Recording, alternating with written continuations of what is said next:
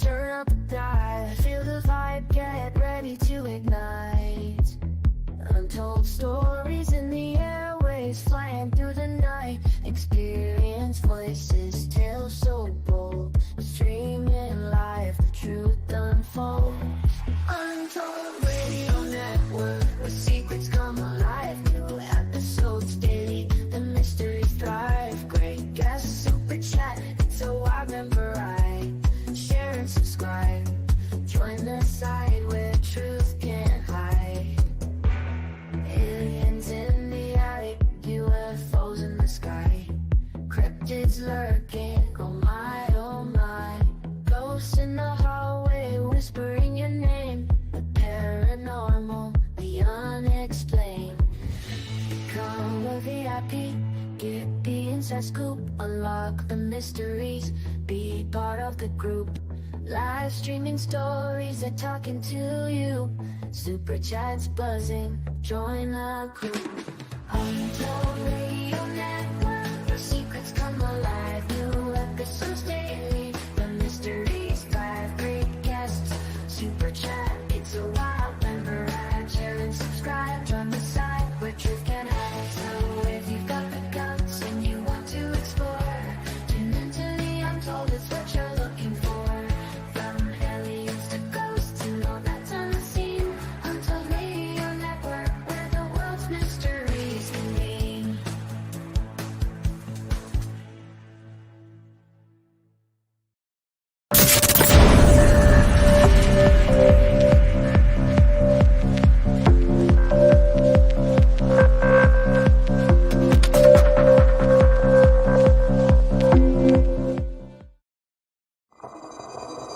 The paranormal, UFOs, monsters, mysteries. You're listening to Talking Weird. And now, from a cabin deep in the Northwoods, your host, Dr. Dean Bertram.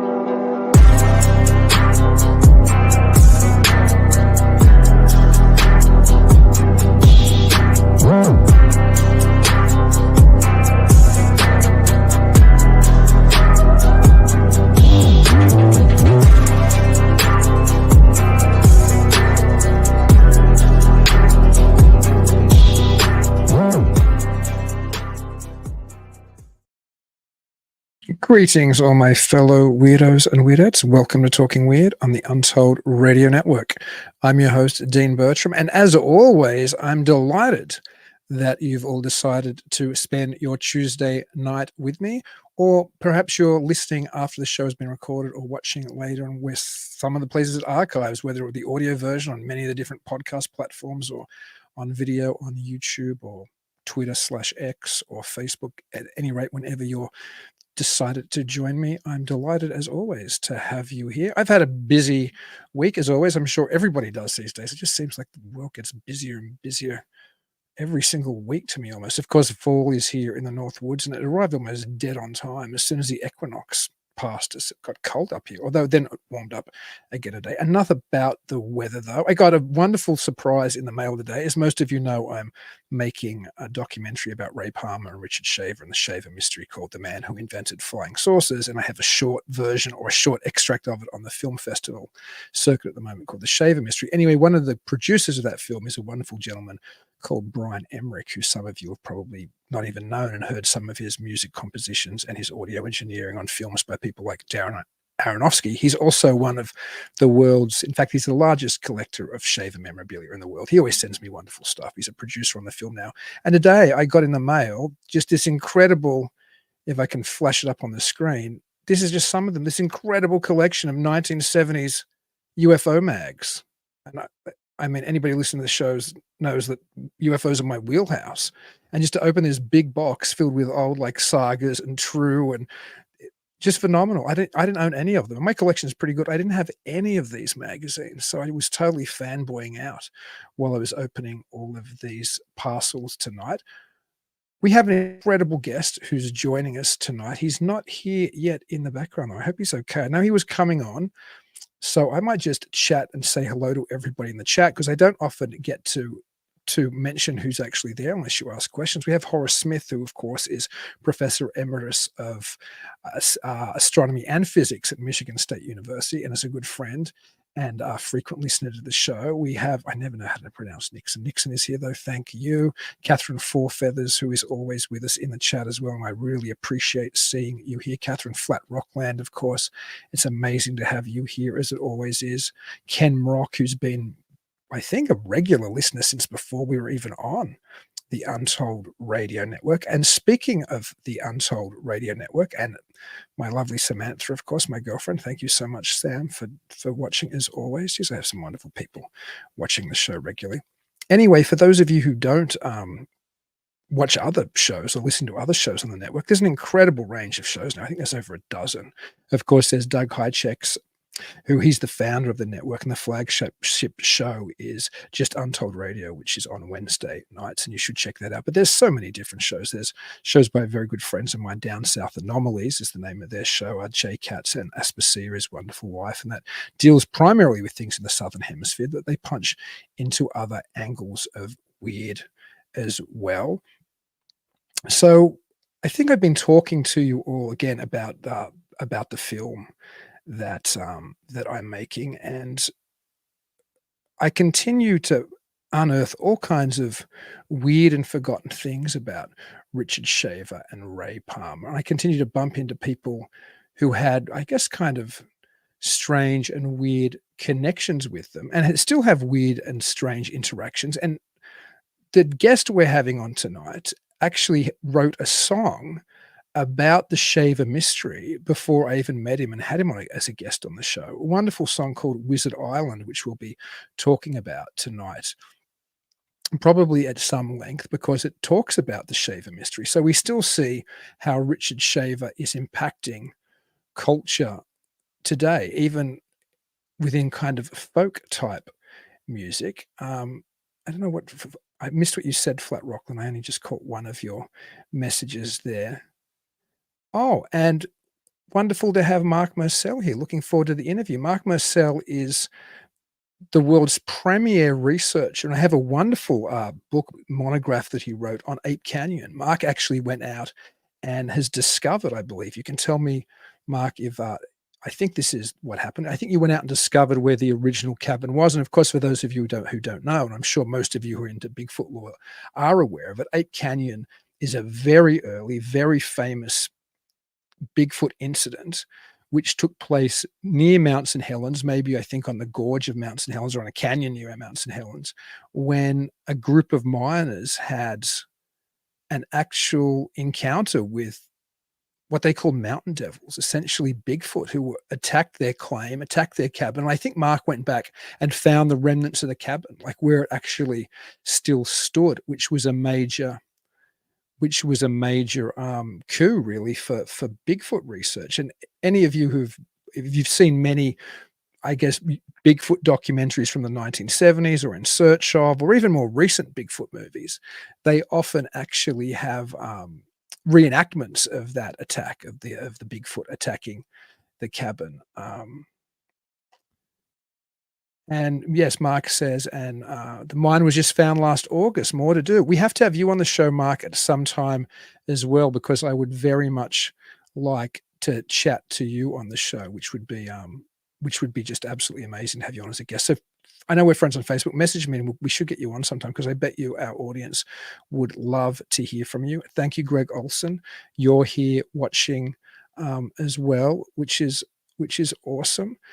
So we're still waiting on our guest. I can just talk randomly about UFOs and the Shaver mystery and other things until the cows come home. But if any of you guys in the chat want to throw me a question or ask anything about anything, really, now's your chance to do it. I used to sometimes run shows back in the day where I wouldn't have guests, and I just talk to folks who were my friends and regular listeners and could ask questions until our guest tonight comes on. That may very well be what I'm going to do tonight. And Catherine Fourfeathers says,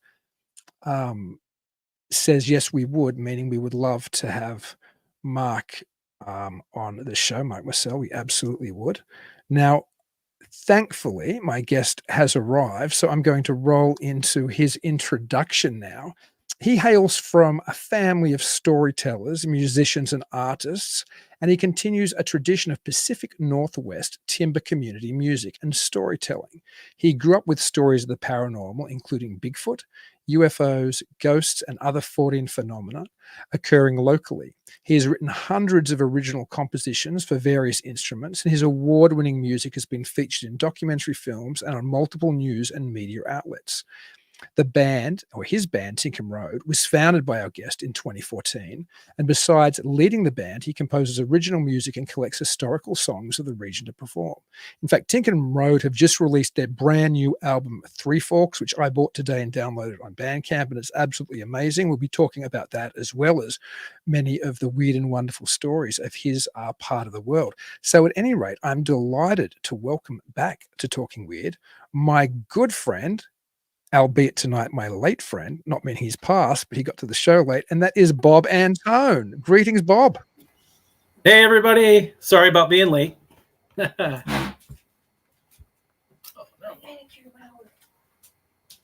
And I don't hear anything, Laura. Oh, no.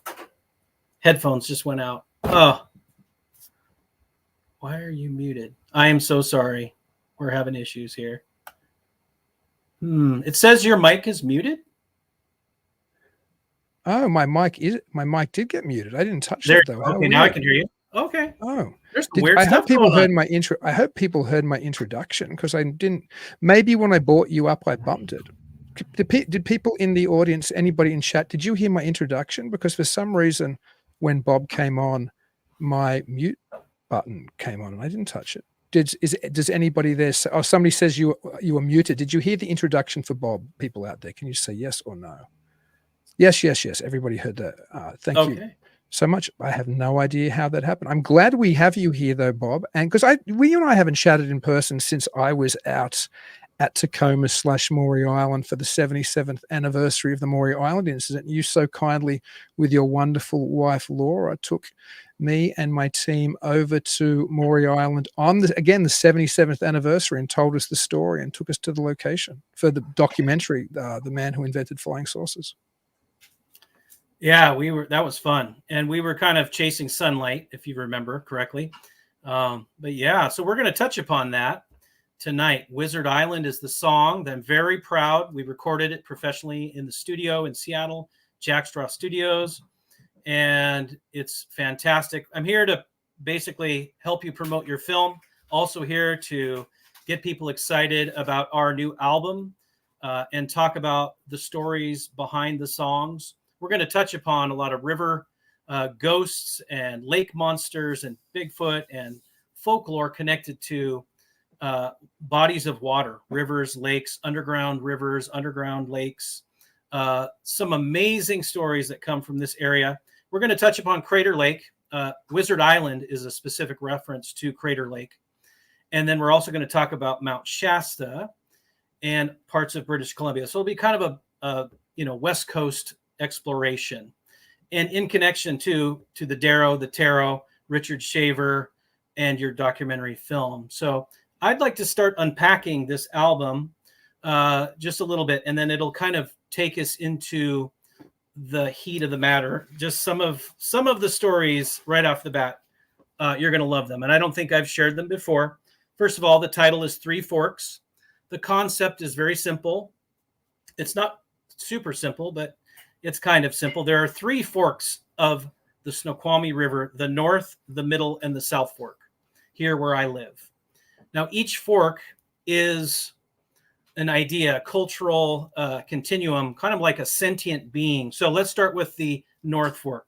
So imagine that the North Fork is the land itself, indigenous flora, fauna, animals, just the earth, the rocks, everything. Imagine all of that has an awareness, a consciousness. And so it's self-aware. And it has the memory of thousands and thousands of years of existence. Okay. And so that is represented on this album, culturally, musically, sounds, melodies, that kind of thing. So then the South Fork represents the Euro-Americans, folks that came from the East, covered wagons, the first sawmills, steamships that came up, almost like the Mississippi River. We had steamships here, really cool. Then later the railroads. So the sound of the settlers coming in, the Euro-American settlers, the last 150 years. Now the Middle Fork represents all the new people that are flooding in. We have people from all over the world. We have people from China, India, people that come to this area to work in different, like Google. They work at, Microsoft, Google, Amazon, etc. So there is all this music, culture, language that's coming into this area and flooding this area. There are homes, brand new homes being built all along these rivers. So all three of the forks converge into one river.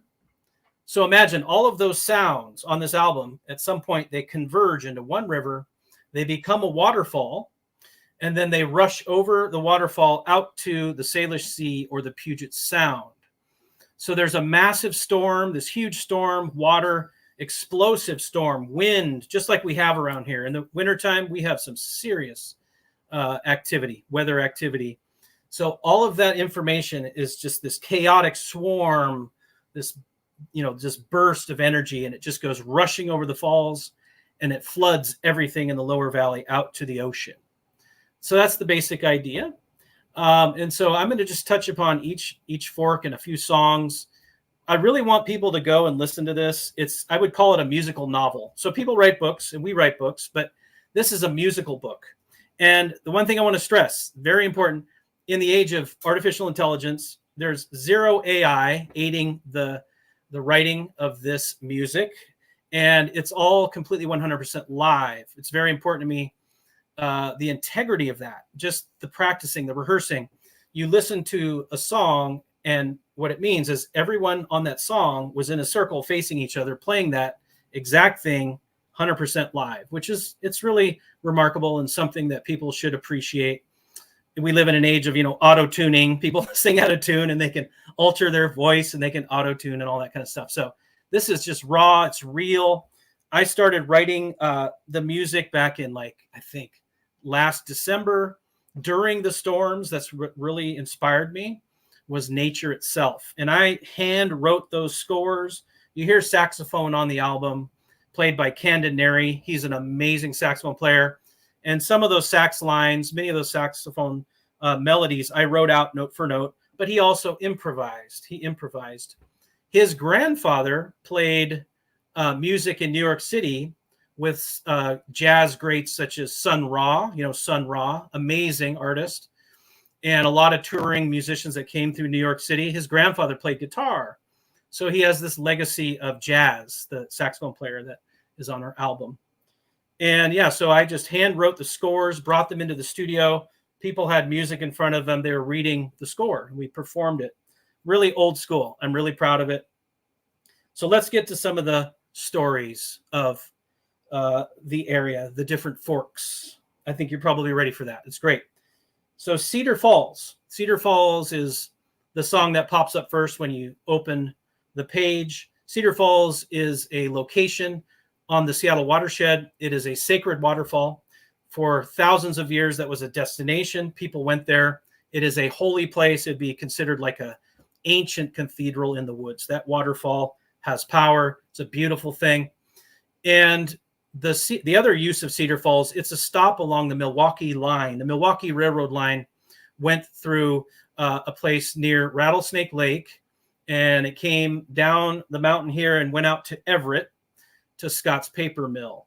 And my grandpa was a Gandy dancer. There was a town called Moncton that was buried in a flood. It was completely flooded, and it's now under the water of Lake Rattlesnake. So in the woods around the real Cedar Falls and around the area of Moncton, the town that's submerged under the lake, there are, in the archives of the Cedar River Watershed Education Center, there are archives of journals and diaries of early settlers who came to the area in the 1800s, and they had encounters, multiple encounters with wild men. So hairy, hominid, they didn't use the word Bigfoot back then, but they used the term wild men. Now, the reason I know this is that my son's best friend works for the Seattle watershed. If anybody out there is doing a documentary or writing a book or something and wants some tangible 1800s Pacific Northwest encounters with wild men that haven't been maybe learned about or that could be included in their new publication, I would recommend make an appointment with the Cedar River Watershed Education Center. See if they'll let you into their archives, and you can find these diaries. And it's proof. It's tangible. I mean, it's not like 100% proof, but it's something. It's something in writing where people had this unusual encounter with something wild, hairy, Bigfoot-like, Sasquatch-like in the 1800s. Another Sasquatch connection, or Bigfoot-like connection, or a monster, you would say. In the Snoqualmie Valley Historical Museum, they have the old version of the history of the Snoqualmie Valley. Then they have the condensed version. And so in the condensed version, they took out a lot of, folk tales and stories. And one of the original stories that I read about, it talks about a monster living in the crack at Rattlesnake Ledge. So there's this very popular hiking trail, almost too popular. People overrun this place. And anyway, you get to the top of the ledge, and there's this real huge, beautiful crack that goes down into this cave. Now, the old days, they said that the people said in the old days that when strangers came to the land, strangers, I would assume, meaning like white settlers, that kind of thing, that this creature was very sensitive, and it would pop its head out. This giant hair-covered giant thing would pop its head out of the crack at Rattlesnake Ledge, look around, because it sensed these people coming, some kind of extrasensory, or just somehow could hear them coming, and then would pop back down in. And it said in the original history book that this creature lived in tunnels between Cedar Lake and Rattlesnake Lake. So there were underground tunnels with underground streams, and this thing would live in that subterranean realm between the lakes. And so that's just a few references. And so when you listen to Cedar Falls, that's the track that pops up. All of that is connected to that song culturally, but also, if you look behind me, I've got this beautiful old Kinsey logging photograph. I don't know if you can kind of see that. Yeah, you can see the oxen and the logs and stuff. So that kind of looks like what it would have been up there at Cedar Falls, logging on the near Cedar Falls and on the Seattle watershed. And the style of that song is a foxtrot, and it's in like a 1915 early, teen style of dance. And so it's very vintage. It has this, 100 plus years ago sound. So there's that. So at this point I could say, hey, Dean, do you have any questions, or have I spurned any ideas in your head about what I've been saying here that you'd like to I said, I think it might have been before you came on, I love the new album, and I did think it was particularly, a couple tracks had some very jazzy moments. So now I know why that sax sounded so jazzy, because as you were saying, your jazz player comes from that familial background. I do have to quickly say a very big thank you to Jeremy Rule for his $10 super sticker, and he says, Bob, bringing the knowledge, and indeed, Bob, you always do. So Jeremy Rule is the cello player. He's I love that. He gives $10, but hey, I'm going to mention you now. Jeremy, I was going to mention you anyway. Don't worry. So Jeremy plays cello on this album, and he's just brilliant. So Jeremy grew up in Kent, and he played cello in, I think, Yakima Symphony and a couple of youth symphonies and that kind of thing. So he has a classical background, but he's been there since 2015. And so he contributes a lot of beautiful cello, haunting, gorgeous cello. So yeah, that's hats off to Jeremy. Thank you, Jeremy. That was awesome. Just quickly, I have a quick question for you, but maybe you're going to get to that anyway. I know some of the songs have a very historical feel to them. Like there's a song, which I love so much on it, but there's a song called The Logger Medley. Is any of that taken from historical folk songs, or is that you've written something which kind of throws us back into that kind of feeling? Yes, that is a historical song that was collected by Winifred I. Knox. I want to give credit to Winifred I. Knox. She went to Juilliard School of Music, and in 1945, she published a book called Folk Songs of the Puget Sound. And that is in the archives at Tumwater, Washington. Now, Tumwater is considered the end of the Oregon Trail. the upper branch of the Oregon Trail in Washington State, Tumwater, Washington. And they've got a big library, Washington State Library. So Winifred I. Knox went around to her hometown of Tumwater, and she collected these folk songs from her relatives, things that they would have sung, and logger folk songs, amazing folk songs. That medley is absolutely historical from that book and song that she collected. Now our grandson is playing piano in the background, which is really cute. So you can hear a little bit of piano in the background of that song, and he was very excited to be included in that piece. So. And your son is a literal logger too. I was thinking of him when I was listening to the song about, I can't remember the actual line in the song about, but like being up there and, cutting down trees and the dangers of it. And I only thought how personal that must have been to you when your son's out there doing that kind of work. Absolutely. And so sometimes I'll wake up at like 1 a.m. and I know that my son is just getting up to go to work. And so he literally gets up and he's off to the Crummy, which is the bus that takes you to the logging site, the show. And he's at work by 2:30 a.m. And so they're working in the dark, sometimes in the rain, in the snow. And the skyline is above them. These are cables that are super big. And, if something falls from the skyline, those cables can really do damage. They can cut a person in half. And so I wake up in the morning. I'm like, whoa, okay, Parker, man, you're more of a man than I am. Oh my goodness. Yeah, that'd be a tough life. I don't know. I mean, you probably hear anyway because you're part of that type of culture and you keep your finger on the pulse. Are there still the type of stories in lumberjack circles though that used to be the strange creatures of the North Woods, or throughout lumberjack camps there were stories passed around supposedly about almost cryptid-like creatures that the lumberjacks would encounter when they were out doing their lumberjacking? Yes, absolutely. There are, and they're variations of the same creatures that you hear about, in the Midwest. And I said it before in the last show. I'll just reiterate it again.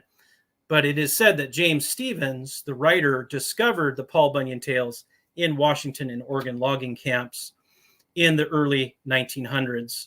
And then he started to write down all of these oral histories and stories that he was collecting from folks in these camps. And so a lot of it was then traced back to Wisconsin, Michigan, the Midwest, and then it was traced back further to the East Coast, Maine, Vermont, that kind of thing. And so, the tradition of cryptids and tall tales absolutely followed that pattern out to the Northwest. Mm-hmm. Uh-oh, you're muted again. That was my doing that time. I thought I muted myself and I unmuted, but because I was normally mute when I let my guest talk. Well, tell us about some of the other songs and some of the other inspirations, because I can tell there's so much history behind so many of them.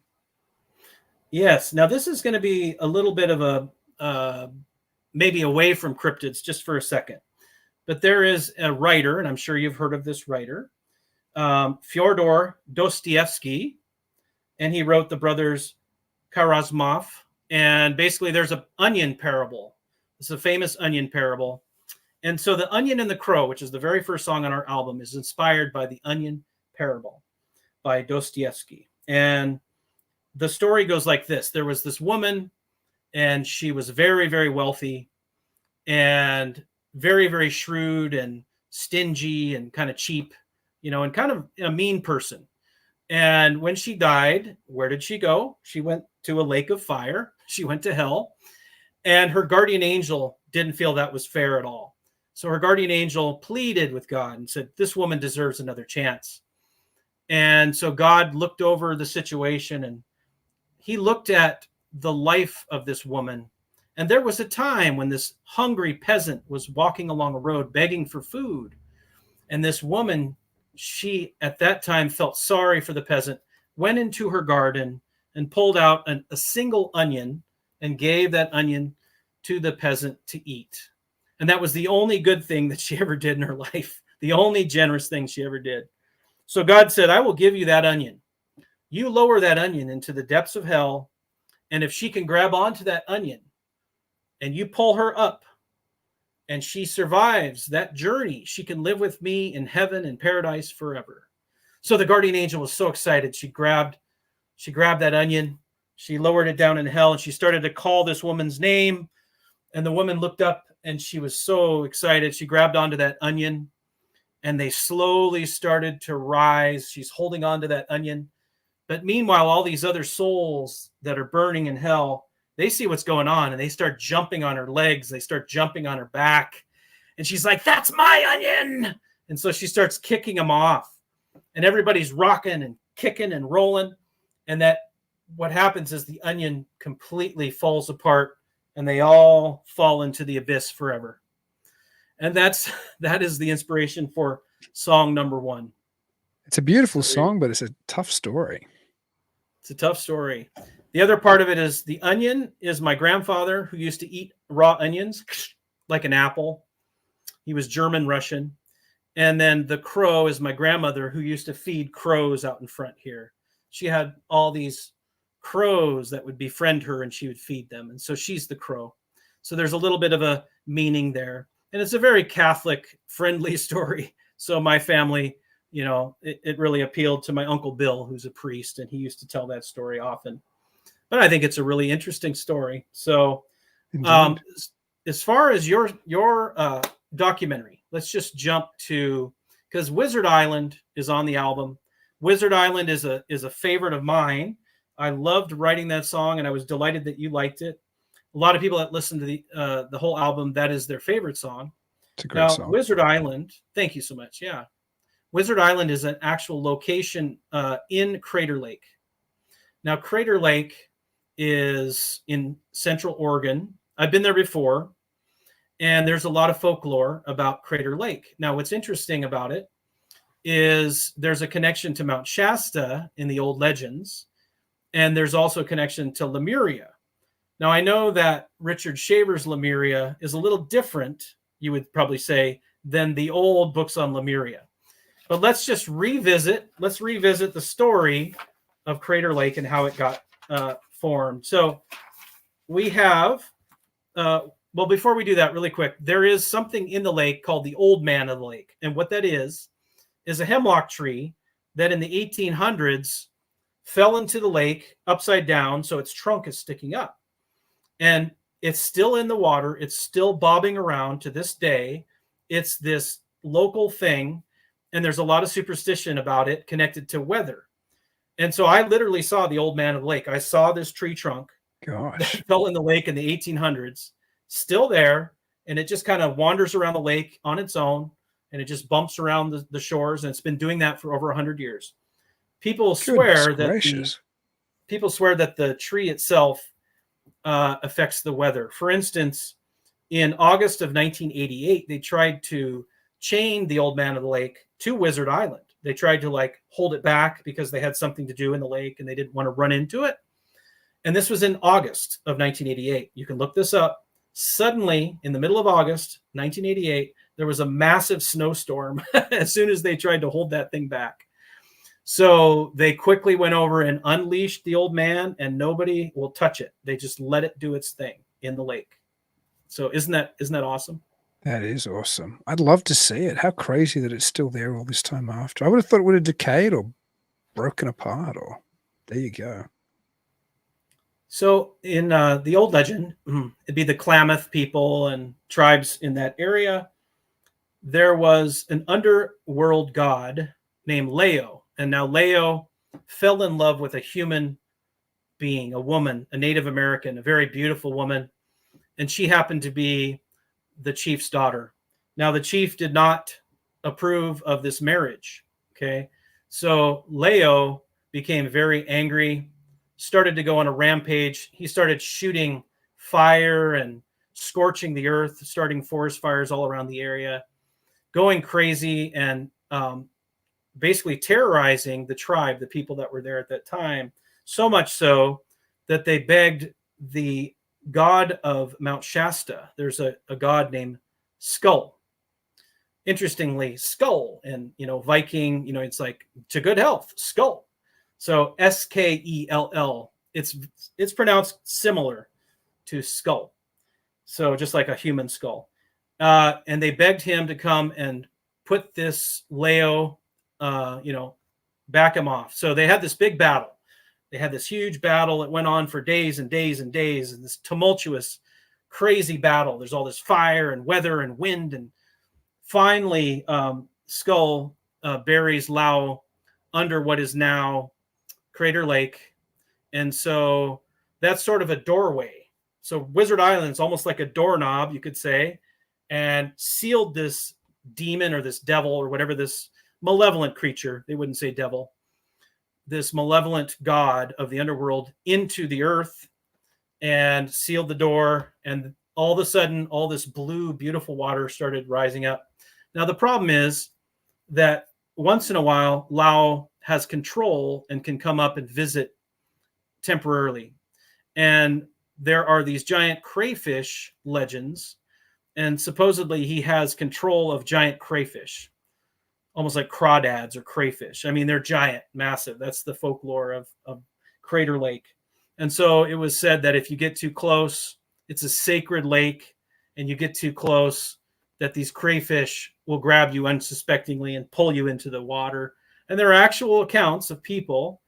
I don't know as of recent, but I do know in history, there are stories of people spotting, almost like the Loch Ness Monster, seeing a giant crayfish on the shores of Crater Lake, which sounds completely absurd, but there it is. So, And maybe not. If that's the legend and that's the expectation, that's maybe what they see. And people still see that up to today. Like, people are still reporting the giant crayfish monster today. Or I think the last reported sighting was in the 1970s. Don't quote me on that, but I would encourage people to look it up. It's very, very interesting. Now, Wizard Island is the point. It looks like a wizard's hat. It's in the middle of Crater Lake. Now, there are stories of rangers spotting what looks like campfires over on Wizard Island.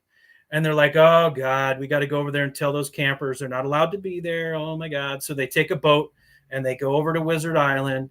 And sure enough, there's nobody there. So there's a lot of ghost lights on the island that look like campfires, but there's nobody there.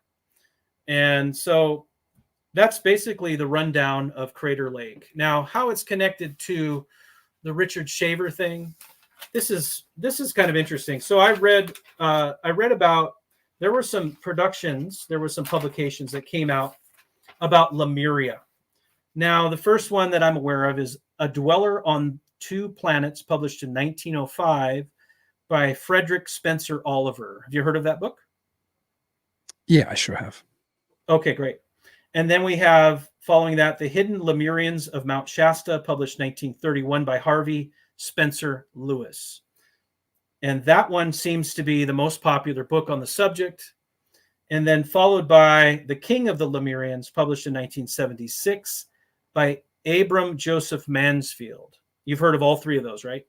Probably. I'm not as sure. I'm not as familiar with the last one, but Okay. I'm certainly aware. I'm certainly aware of the first two. So here's the connection that I made while reading about this. So The Hidden Lemurians of Mount Shasta, published in 1931 by Harvey Spencer Lewis. That's 1931. Now, reading about Richard Shaver, it says, and I found this online somewhere, it said that in 1932, that's when the voices started to come to him while he was working. He started to hear these strange voices, and that's only a year later. And so I'm pretty certain that he was reading or had read parts of these books, or maybe all of these books. And I'm wondering, can you verify any of that information? If he was influenced by that 1931 book? I mean, that's a good question. I'm unaware in any of the literature that whether Shaver did or did not read that. I wouldn't be surprised. Shaver was well read, and the idea of Lemuria had already penetrated the theosophical world really from Blavatsky onwards. But if there had been a recent book prior to, I mean, maybe if Shaver was already having what may well have been a psychotic episode or a break from reality, and if he had got his hands on that book, I do think there were a number of influences on Shaver. I mean, including ones he recognized, like Abram Merritt and maybe H.P. Lovecraft.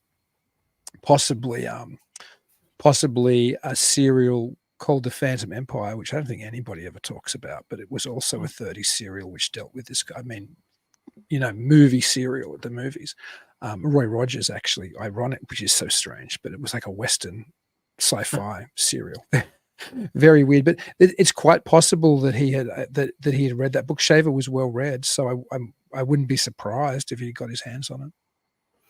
And so when we talked about the Crater Lake legends, we talked about Leo shooting these fiery, scorching beams from under the ground. It kind of references them as like beams of fire, lightning bolts, and that kind of thing. And that reminded me of the Taro and the Dero.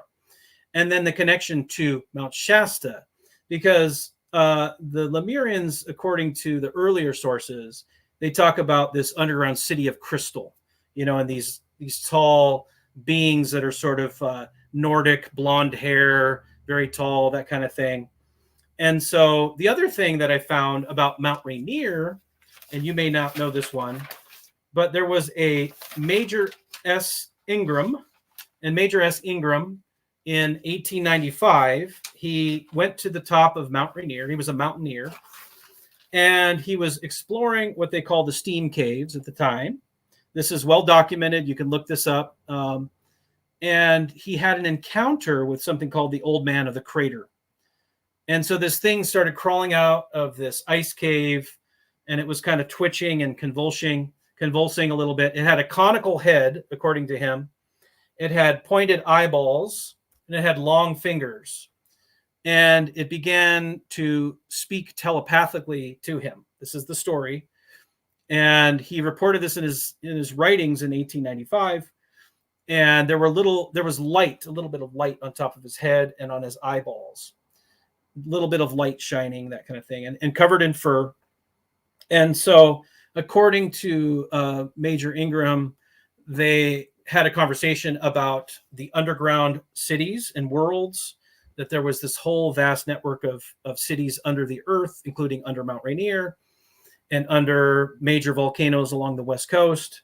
And so again, this is 1895. I wonder if this had an influence on Shaver, if he read that. Because when you read the Taro and the Dero, and you read about, his version, I guess you could say his version, there's so many similarities.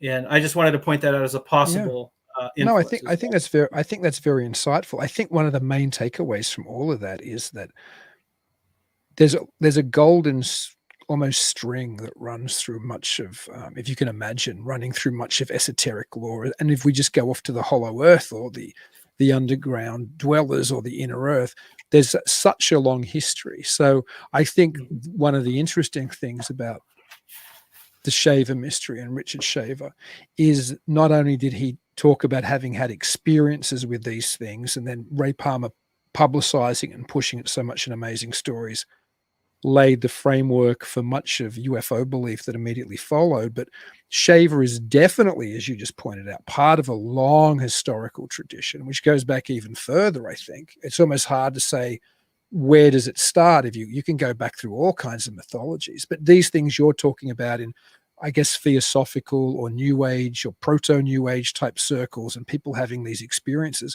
Richard Shaver definitely fits in to that broader subcategory of people having contacts with supposed underground civilization. So yeah, I don't think you can really look at any of this stuff independently, and whether it's that the literature affects somebody else's interpretation, or whether all of these things are tying into just some kind of archetype which resonates with us, underground civilizations, or whether there is something to people having experiences with beings that are either from the inner earth or say they're from the inner earth. Whatever the case is, yeah, what you just said then, I think is dead on. I think that all of those things you can't look at independently of the Shaver mystery, and you can't look at the Shaver mystery really independently of any of those things either. They're all interconnected. Awesome. Well, I'm really proud that the song is going to be used in your film. Man, it's an amazing, just quickly too, Wizard Island is, people should go and buy the album, and we'll talk about how they can get it later. It's on what's the name of the website? I bought it today. It's on Bandcamp. Yeah, it's just on Bandcamp. Look up Tinkham Road on Bandcamp. Yeah. And Wizard Island is such an amazing song. It's a perfect fit, as you said, for the documentary, but I don't even really want to talk about the documentary tonight, believe it or not. The song itself is just such an amazing, haunting, resonating song. And if you didn't know what the Shaver Mystery was, if you heard that song, you'd want to know what it was. You'd want to know, who are the Dero, who are the Tero, you know, where's the secret underground elevator going to? Like, it's this evocative. It'd be weird actually to listen to that song if you didn't know anything about the Shaver Mystery, because you'd be like, there's this evocative, weird world. Who are these beings, and what is this, you know, what's this underground realm and this secret elevators? Like, it's such a mysterious song. And my daughter must have heard that song now hundreds of times, because I've been playing it now for, like, you know, for well over a year or two, whenever you gave me an earlier version of it. And today when I bought it, she knew straight away. Like, I was playing the album, and she really loves the song. She's like, it's Wizard Island. I'm like, you're damn straight, it's Wizard Island. But, yeah. So yeah, it's, I mean, even yeah, there's something magical about it which really resonates. So the whole album's spectacular, but I think anybody interested in Fortean would love the whole album. But that song, Wizard Island, really just really ticks so many buttons for me. I fell in love with it when I originally heard it. So I'm so grateful that I can have it in the film. Thank you very much. Yeah. So on this album, the Three Forks then converge into one. So in Snoqualmie Valley, there's a place called Three Forks. And so that's where all the rivers combine into one main Snoqualmie River. What's interesting about it is it's right along the Reinig Road, and the Reinig Road is absolutely notorious for bizarre, Fortean, crazy, supernatural, and true crime, people losing their minds, people disappearing. And I mean, I could go on and on. I can tell you a few things that happened along there. So the idea in the old, I've heard people talk about it in the old belief that each river valley has, you know, certain spirits that are connected to them. And just like I assigned musical spirits, you could say I assigned musical spirits to each fork. But in reality, in history and folklore around here, they talked about supernatural beings that were assigned to each fork. And then when they come and combine, it creates this giant power. That's the best way to describe it. So you can imagine where all this power is converging, right? All these weird things are happening. It's just like radiating all to whoever lives around there. They're just losing it, right? So we have all kinds of things. Well, we had a triple homicide in 1999. This guy, Davia Cross, he just lost his mind. Nobody understands why. And, you know, he just killed his entire family. And that's right by Three Forks Park. The neighbor 2 doors down experienced orbs of light of women screaming in these balls of light. And he had no idea what had occurred, you know, 2 doors down. But these balls of light just came whizzing into this little cabin that he was in. And he could hear these women screaming for help. And so that's just an example of some of the very strange phenomenon around that area. The French family lived there as well. So back in 1976, January 25th, 1976, Jim French and Joseph Langston were using a metal detector on the South Fork of the Snoqualmie, and they found Bigfoot prints, and they followed those prints for about a mile, and then they vanished. And so this made the news on January 27th, 1976. It was all over the world. All of these Bigfoot hunters, including the real famous ones, came to town. There were the famous ones that came here and were interested. Rene DeHinden, I don't think he came, but he was remotely communicating to John Green and like Peter Byrne and people like that. They were here. So the French family lived right at Three Forks. And so remember what I've said before, how Bigfoot, now we're going to get into some Bigfoot secrets or whatever you want to say. I don't know if they're secret anymore, but we're going to talk about it again because maybe some of your folks haven't heard this stuff before. So I remember how I said before on other interviews that Bigfoot is aroused or awakened when innocence is in danger. So like women and children, that kind of thing. So the Frenches live right next door to this Davia Cross. In fact, that's where the little sister ran to, was the French family, the ones that found the Bigfoot prints when her dad went crazy.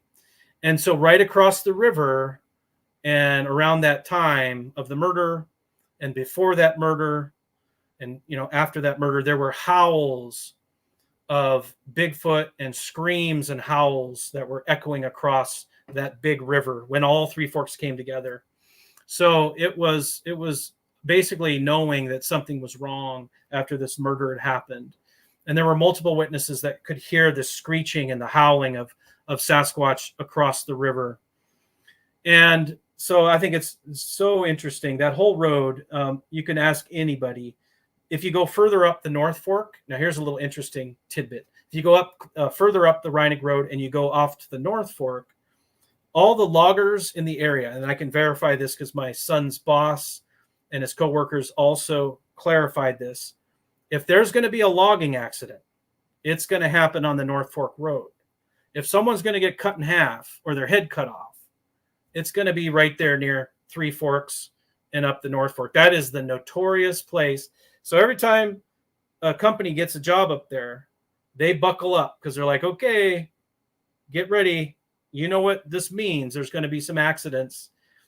And there's a lot of burial sites up there. There's a lot of really powerful stuff, ancient stuff up that North Fork Road.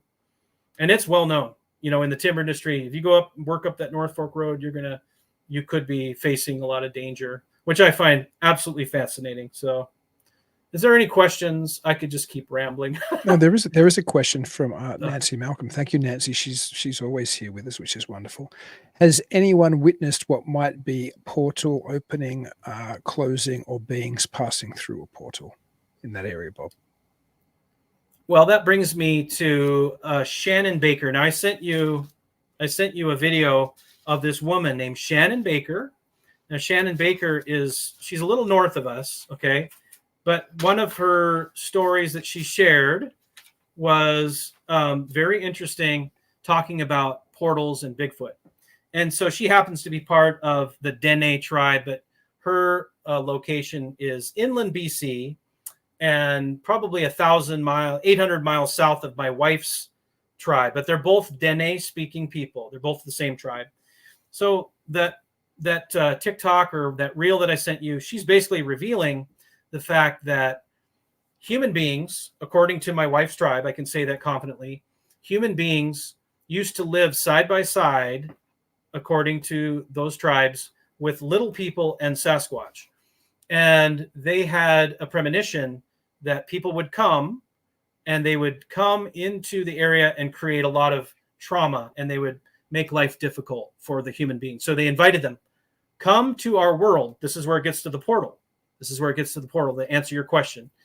So they had another world that they had an option to live in. They knew about, and they could travel to this other dimension. This is according to the old native stories. And so they invited the human beings, hey, come along with us. Come along with us. And some of them did. Some of the human beings did go over to this other dimension, and some of them stayed in this realm that we live now. And so that is the one very specific story that just came out recently it just clarified a lot of things for me. Now, if you think about the sightings in the 1970s, 60s, 70s, 80s, very, very prevalent time. You can agree that most of the sightings, the majority of, real major tangible sightings are in the 1960s, 70s, and 80s. So you could say, if you were to follow that theory of what I just said, you could say, because there were so many stands of virgin timber still standing, and I remember even in the 80s, I remember around here just beautiful 1,000-year-old cedar trees. Like there were still virgin stands of cedar. So if this theory is true, and let's say these little people and these Sasquatch, they're thinking about moving over to this other world, like, hey, we're going to get out of here because these people are disrupting our life. Well, maybe in these virgin timber stands, they kind of waited around because no one's really bothering us. This is beautiful. We'll stay a little longer. And so if you think maybe these logging companies that were cutting these groves of trees down, absolutely. Then they're like, okay, we found something in here. They had an encounter, and then they decided to then move on over to the other side, whatever that means. So I wanted to bring that up. That's an interesting detail, I would say. Yeah, that is fascinating. Now, I know you said you had some ghost stories for us as well. Do you have some ghost tales you can share, Bob? I do. Okay, so one of the songs on the album is called McGrath's Hotel, and McGrath's is now called the Iron Duck. By the way, just quickly, that's one of my favorite songs. After Wizard Island, that might be my next favorite song on the album. I love that song. Yeah. Thank you. Awesome. So shout out, I got to tell everybody his name first. Okay, so Scott Swanberg playing the upright bass. Brilliant guy, Scott Swanberg. He can play jazz. He can play classical music. He can play with a bow. I throw sheet music in front of him. Bam, he can play whatever. Love the guy. He's amazing. Owen Thayer, he's from Montana. He plays guitar. He plays steel guitar, pedal steel. that kind of country sound in a couple of those songs. Just a killer guitar player. But he's originally from Montana. His mom is in the Missoula Symphony. I believe it's Missoula. Yeah. And so that he's on the album. We have Mr. Ryan Donnelly. Ryan Donnelly plays the mandolin. He sings a little, and he makes goofy sounds with his voice. And he's also a brilliant bass player, jazz bass player. We have Jason Knight. Now, Jason Knight is, he owns Alderleaf College, which is a wilderness school. They learn how to track animals, forage for mushrooms, survive in the woods, start a fire with whatever you have, and it's a really popular school here in the lower Snoqualmie Valley. He's been a consultant on Captain Fantastic, which was a film with Viggo Mortensen. It's a great film. He taught film. the actors how to pretend they knew how to live in the woods. We've been out together, me and Jason and my wife, looking for missing people. He's a tracker. He's incorporated his tracking friends. So yeah, he's an amazing guy, amazing guitar player. He wrote the song Sapsucker, which is about the woodpecker called the sapsucker. We have Anthony Chinita, who's on the drums. Anthony used to date my niece a long time ago. Great guy, great drummer, plays awesome. We have, who else do we have? Boy, oh boy. Am I forgetting anybody? I hope not. Oh, Carla Toby. She's singing backup vocals. And she's amazing. She used to be a singer down in California back in the 70s, singer-songwriter.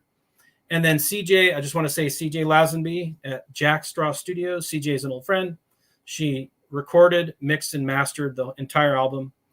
And Camellia Jade Sounds is her website. She is awesome. If anybody wants to record music or anything, you can look her up. So back to McGrath's Hotel.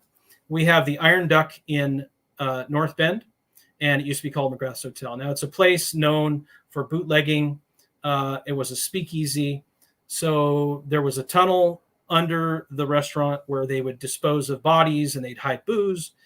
And there were women upstairs, working women, and sometimes they would die. There was a few women that were murdered upstairs in the upstairs part of the hotel. Now, the interesting part is Danny Kolke, he opened a jazz club here in North Bend. He said his family experienced some phenomenon at the top of the stairs where they felt the presence of something. A lot of the staff will see a woman standing at the top of the stairs. And there was a Costco party. There were folks there for a corporate party in the speakeasy room. And all of a sudden, this was near Christmas time a few years back, all of a sudden, the ceiling above them started to pound and the lights were shaking and rattling and shaking. And it sounded like all these children or people were pounding their fists and, above them. And just for 15 minutes, this happened. Oh my God. So of course they got the manager. They said, something is going on. And he looks up, he's like, oh yeah. And he can see the lights swaying. I'll go up and check that out. So he goes upstairs and suddenly the pounding stops. And then he comes back down and he's like, there was no one in there. It's an empty room. And so that's a famous story from the Iron Duck. Now, a few years back, we did a ghost investigation. My wife and I, along with a bunch of folks from the North Bend Film Festival, we recorded it live, audio, and we had a camera, and we had ghost hunting tools. We had copper divining rods. We had everything. We had a spirit box. Well, I found out the name of the woman that was murdered upstairs. And at the peak of the, I guess you'd say, gathering, I don't know, I said her name out loud. And we have it on recording, and she returned fire. She repeated her name twice in the spirit box. So the place is very active, wonderful material for a song. The other reference is Vern Roberts. Vern Roberts was a piano player. He was a homeless man. He lived off the land. My grandparents knew him. He lived in North Bend, and he just played piano, and he drank a lot, and he played pool, and he could beat anybody at pool. He didn't have a job. The only thing he ever did was play a beautiful saloon ragtime piano, and his piano playing was, I guess, so lively and wonderful that it became a wild party every time he'd play. So the city of North Bend shut down his performances because they became so wild. People just got so out of control. So if you hear Vern is playing that song, I'm talking about good old Vern Roberts playing that piano in McGrath's Hotel. So there you go. That's fantastic. You were just filled with so many amazing stories, Bob. I'm always impressed with what you can tell me, particularly about the legends and the stories of your area. I always love it when I have you on the show. How do people, and just before we go to, I'll let people know at the end of the show, and I will play our outro music at the very end. But before that, I'm going to play. So when you and I say goodbye, people should hang around at least for 4 minutes and watch a little clip, which is a promo clip from your album, and it has some wonderful, almost like prosy poetry verbiage from you over it. It's very strange. It's very beautiful. It's very haunting. And I'll play that. And there's some musical samples from the album in there as well. Is that right in that clip you sent me? So Yeah. we'll play that at the very end, but you can say a little bit about that before we get to that point. Yeah. So there was a young man here. His name is Beckett, and he created an art film. He's a high school kid. And so he's an aspiring filmmaker, Beckett Brewer, and he did a great job. We hired him to make this promo video, and it turned out great.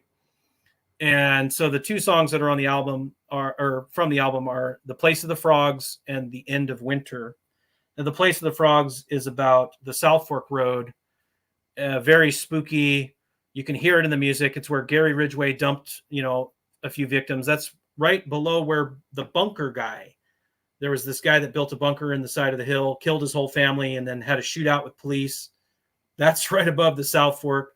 Tons of Sasquatch activity. Some of that's been on Expedition Bigfoot, Finding Bigfoot. It's been featured on TV, that location. 2020, there were lots of prints and activity in the snow. They found Bigfoot prints in the snow, lots of banging around and strange deaths. So that's Place of the Frogs. Now, End of Winter is about the source of water. So like water is life. So when the glaciers are melting in the spring, and it's creating the very beginning of our little rivers that all trickle down and become the three forks, then become the one and become the falls and out to the sound. And those are the two pieces that are in the background. Now, the poem is something I wrote expressing just the sense of place of where I'm from.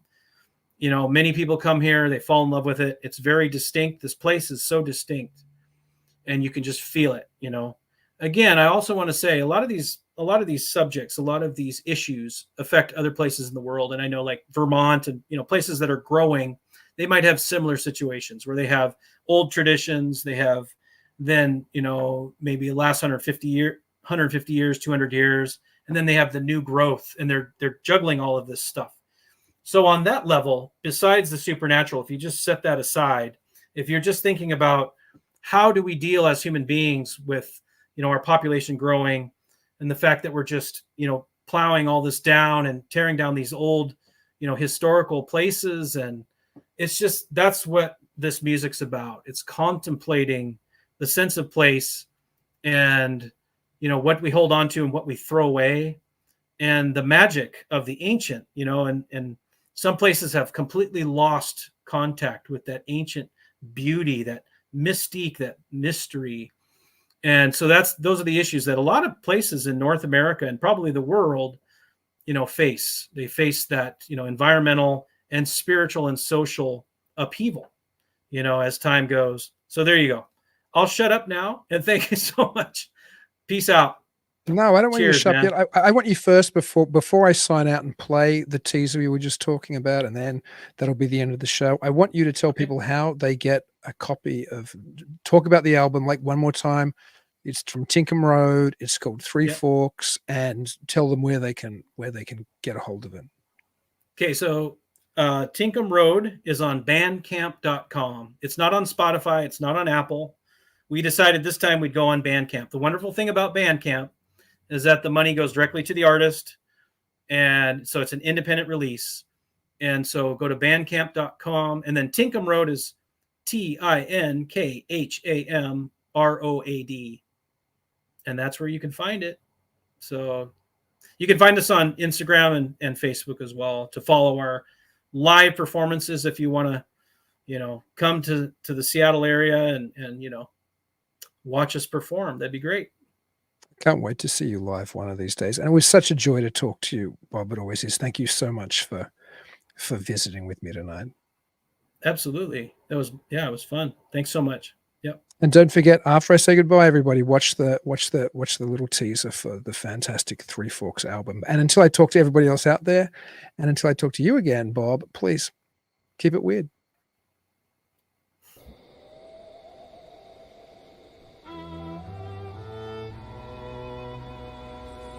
There's something about this place, a random stretch along the interstate, where the sidewalk ends, where people disappear, never to be found.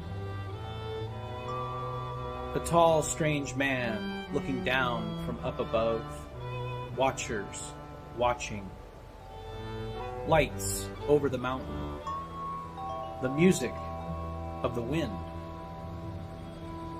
the song of rain and shadow, of mystery, of steam and trains, of loggers and legends, of cabins and fires. From the mountains to the sound and out to the sea, there's a secret road for you and me.